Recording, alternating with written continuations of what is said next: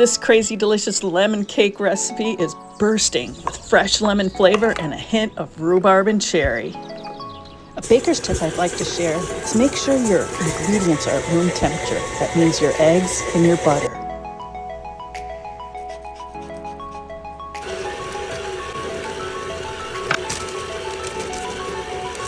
Add the flour and buttermilk mixtures to the batter, alternating, beginning and ending with the flour.